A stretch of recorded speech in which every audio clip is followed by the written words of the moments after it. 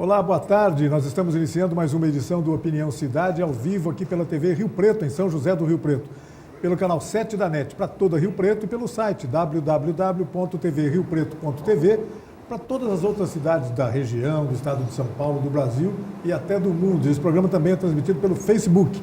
Entrando na página da TV Rio Preto no Facebook, você pode assistir o nosso programa e não apenas assistir, mas interagir conosco, enviando perguntas para os nossos entrevistados, fazendo críticas, observações, o que você quiser.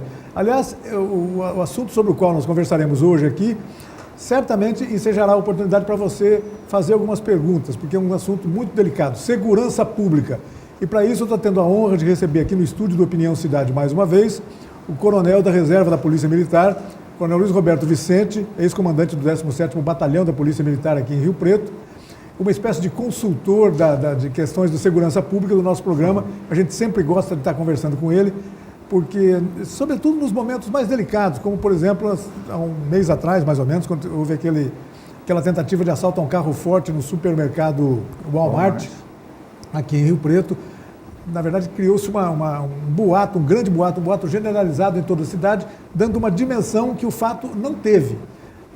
Hoje nós estamos lidando com fatos novos, como por exemplo as redes sociais, que superdimensionam às vezes alguns fatos que ganham mais gravidade do que na verdade tiveram. Mas felizmente os marginais levaram a pior naquela história lá. Coronel Vicente, muito obrigado pela sua presença mais uma vez em nosso programa. Sempre é bom conversar sobre segurança pública, especialmente quando a gente tem boas notícias para dar, que parece que não é o caso dessa semana, né?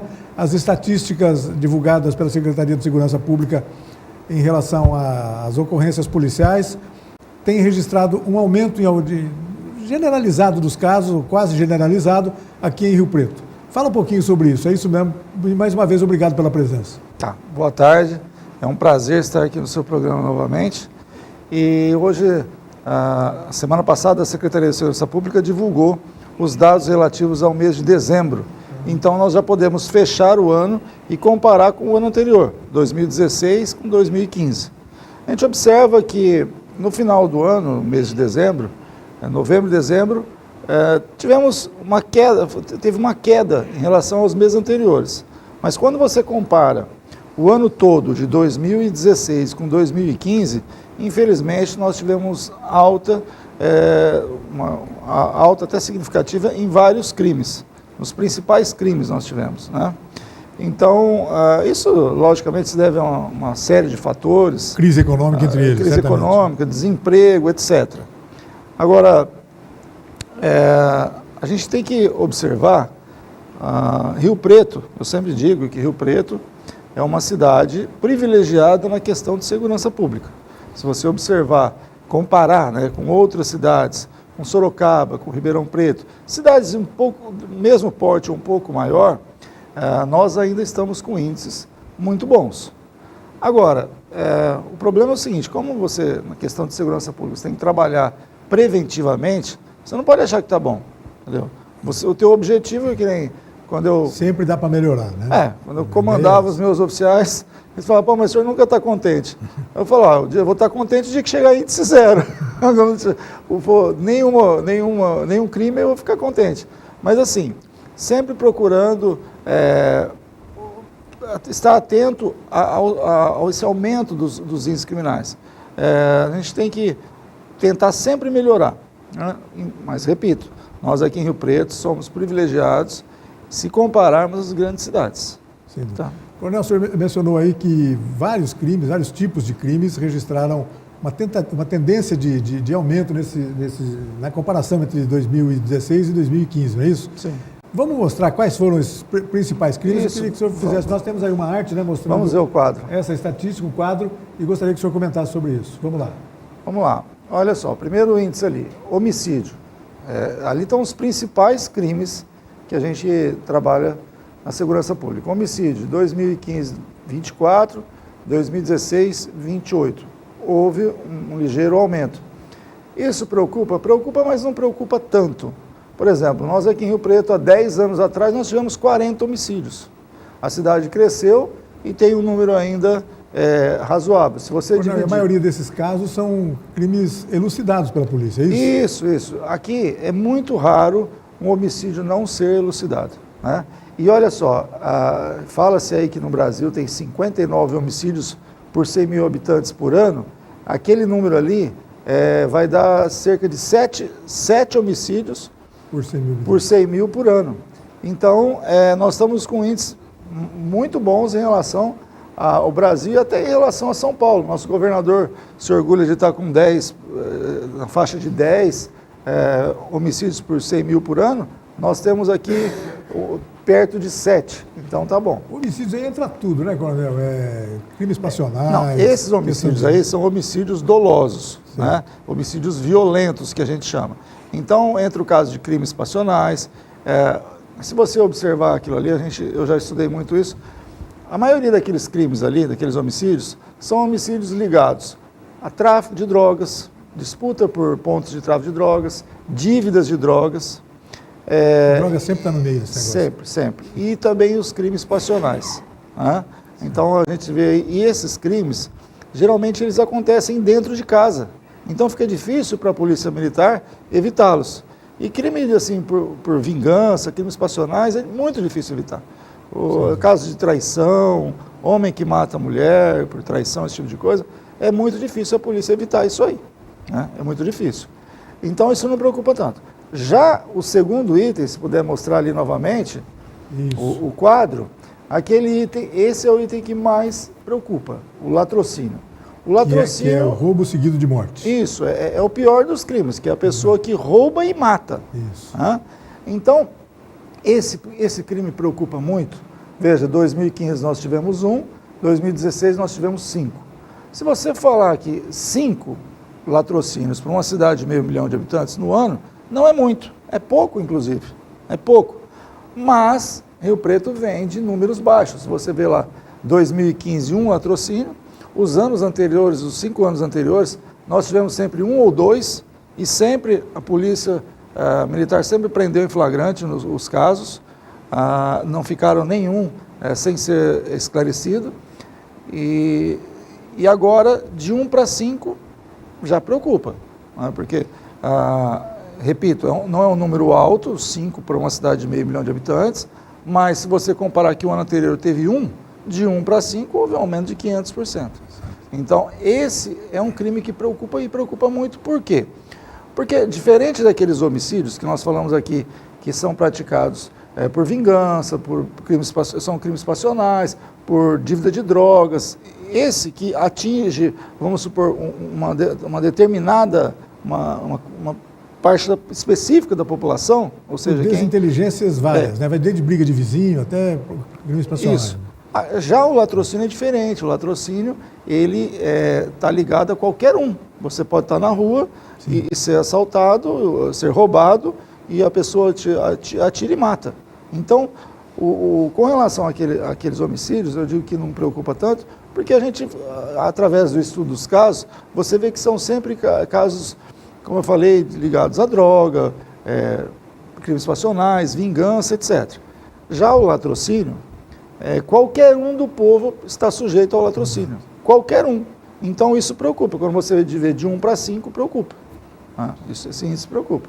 Os demais índices, nós pudermos mostrar ali novamente, roubos tivemos aí um aumento, né, de 2015, 1.278, 2016, 1.500. Isso também preocupa porque o roubo é uma subtração de coisa alheia móvel mediante violência, mediante grave ameaça. Grosso modo aí, uma média de 5 por dia nesse último ano. Um pouco mais, um pouco menos, mas é isso aí.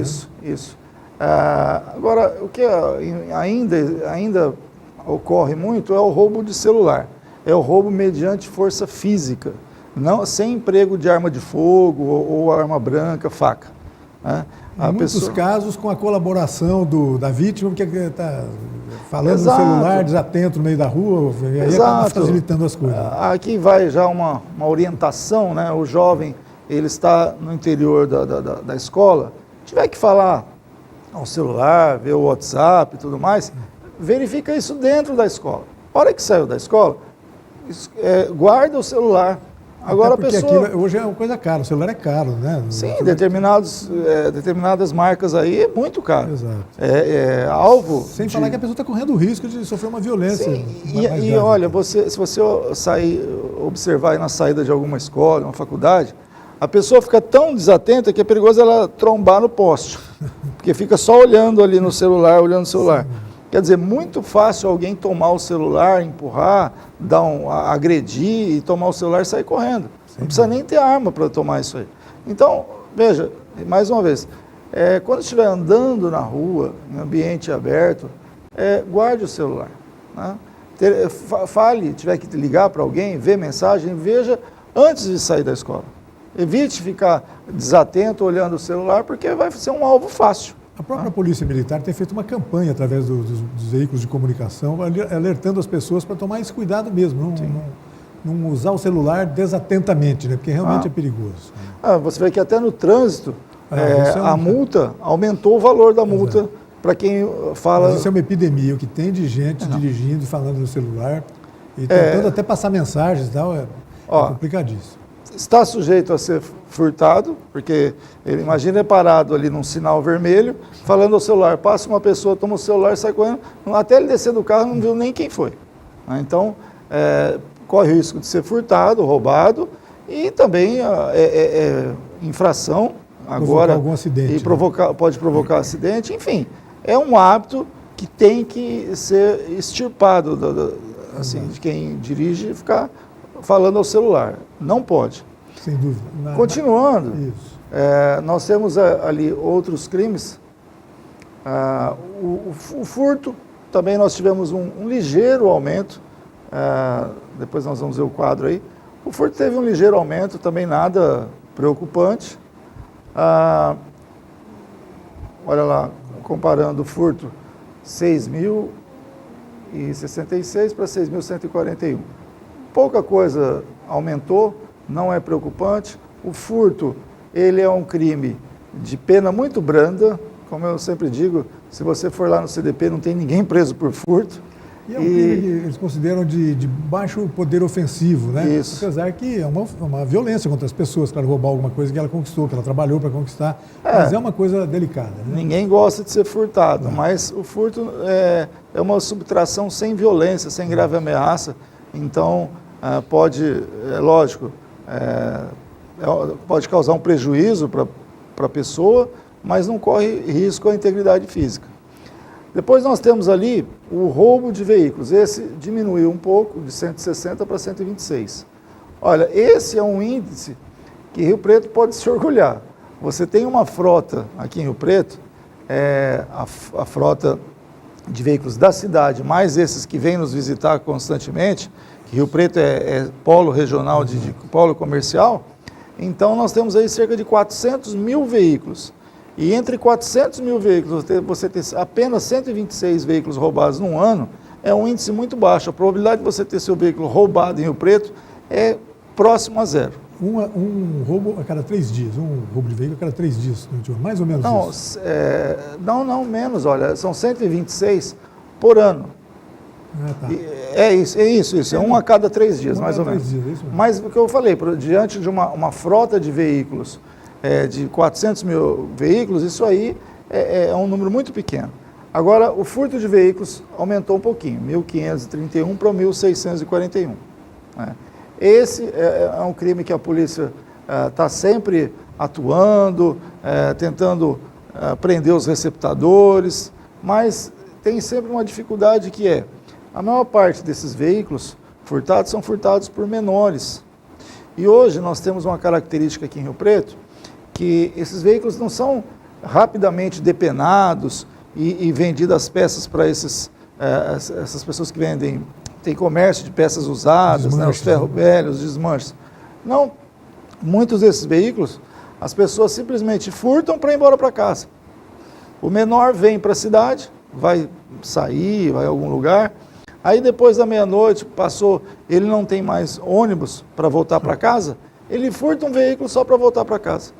Então, hoje nós estamos aí próximos de 70% o índice de recuperação de veículos. E acaba esclarecendo e sobretudo, recupera. Às vezes levam step, levam algum aparelho de som, bateria, alguma coisa, mas o veículo quase próximo de 70% são recuperados. Coronel, nessa estatística aí não apareceu um item, eu imagino que não tenha sido tão importante assim, mas aqui em Rio Preto, de alguns meses para cá, houve uma série de crimes sexuais, ou pelo menos tentativas de estupros, etc. Surgiu recentemente a história do tal do maníaco da calcinha, um indivíduo que se aproximava das mulheres armado e pedia para que ela retirasse a peça íntima dela. E em alguns casos, há notícias de que ele tentou violentar as pessoas, etc. Isso também é uma coisa, não é tão expressivo assim, não aparece de maneira tão grave nas estatísticas, mas deve assustar muito, sobretudo o universo feminino da cidade, não é isso? Sim, se você comparar o número de estupros nos últimos anos com 5, 6, 8, 10 anos atrás, aumentou muito, mas aumentou por duas coisas. A primeira coisa, por que aumentou? Porque antigamente o crime de estupro, ele era muito específico. O crime de estupro, para se consumar o crime de estupro, tinha que ter a penetração vaginal. Hoje não, o crime de estupro tornou-se muito abrangente, né? Qualquer passadinha de mão já é estupro, vamos dizer assim, para falar de uma maneira bem simples. Mas ficou mais abrangente o crime, então aumentou muito. E as mulheres de um tempo atrás, muito mais 10, 15 anos atrás, ficavam com vergonha, às vezes sofriam uma violência e não falavam. Né? E hoje não, hoje ela denuncia, hoje ela coloca nas redes sociais. Tem que fazer isso mesmo, tem que denunciar. E tem que denunciar.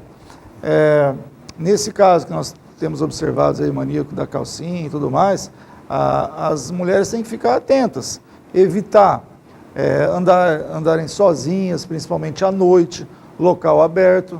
Se tiver que fazer, quando, por exemplo, vai voltar da escola, da faculdade, se for voltar a pé, voltar sempre numa turminha, 3, 4 pessoas. Se organizar para acontecer isso. Infelizmente, a gente tem que tomar esse cuidado. Porque, veja, não tem condições da polícia estar em todos os lugares. Esse maníaco aí vai se aproveitar de uma vítima mais fácil, uma pessoa que estiver sozinha, num local ermo, num local escuro, entendeu? Então aí é onde ele aproveita. As mulheres têm que tentar dificultar a vida dele. Pelo que o senhor conhece das atividades da polícia em relação a isso, dizem que é uma pessoa que se mostra o rosto, não tem essa preocupação, etc. Se a gente sabe que a polícia tem um setor de inteligência que trabalha bastante, logo a gente chega nesse cara, não é isso? Chega sim, porque o que acontece?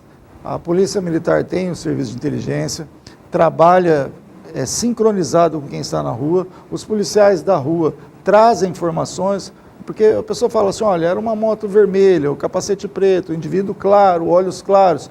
O policial ele já começa a fazer ali uma análise das pessoas que ele conhece naquela área lá. Então logo vai encontrar. E também os policiais civis lá da DIG com certeza devem estar atentos a isso aí. A Polícia Civil também com certeza deve estar investigando. E eu tenho certeza que em pouco tempo esse maníaco será preso. Logo cai, não há dúvida que sim. seja assim. Aqui em Rio Preto, esses casos mais famosos, eles acabam sendo elucidados muito rapidamente. Felizmente, né? Felizmente.